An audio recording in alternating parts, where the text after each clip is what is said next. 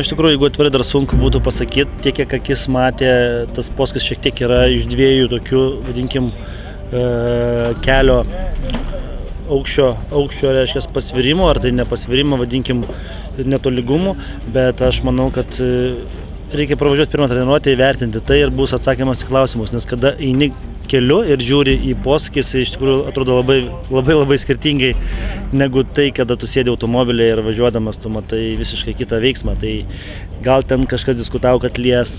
arba tas skambas neteisingas būtent posūkio, bet aš manyčiau, kad reikėtų pravažiuoti pirmą treniruotę ir įvertinti tą būtent posūkį ir tada labai visi atsakymai į klausimus bus atsakyti. Nes Deivas Hollandas sako, kad gan pavojingas posūkis, ypač jeigu stabdai, užsiblokuoja ratai ir tada gali jau kaukštalt tiesiai į barjerus.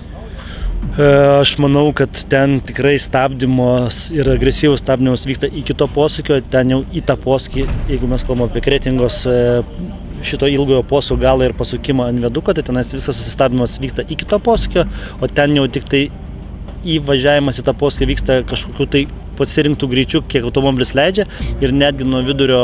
to posūkio turėtų būti greitėjimas į viaduko pusę. Tai tikrai nemanau, kad ten reikia stabdyti įvažinėjant į tą, tai ten manau, kad to lenktynininko neteisinga iš vis yra teorija šitą. Mano nuomonė tai yra, o kaip ir minėjau, mes viską pamatysim rytoj per pirmą treniruotę ir atsakysim visus klausimus, kurie mus čia dabar kamuoja ir neramina, ir asfalto danga ir visa kita, bet aš džiaugiuosi tom, kad šiandien dieną jau mes turime lygų kelią, tai mes turime labai lygų nusileidimą nuo viaduko žemyn, kur praeitais metais ir ankstesniais metais tai buvo labai didelė problema, nes ten buvo nebelygų.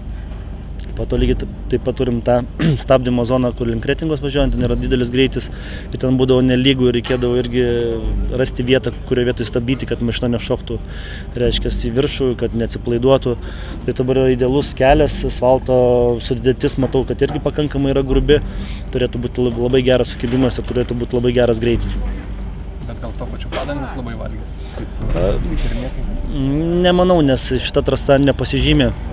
lenktyniniais posūkiais. Vadinkim, čia gal toksai vienas iš posūkių, tai yra tas pats nusileidimas nuo viaduko, kuris dabar jau turės greitį nemažą, nes jis yra lygus ir ten to vietų dirbs padanga. Visur kitur padangos dirba labai minimaliai, nes nėra ilgų posūkių, kurie užsitęsia ilgą laiką prie didelio greičio, taip kad padanga nebespėja stipriai sukibti su keliu, nedirba labai minimalių režimų, taip kad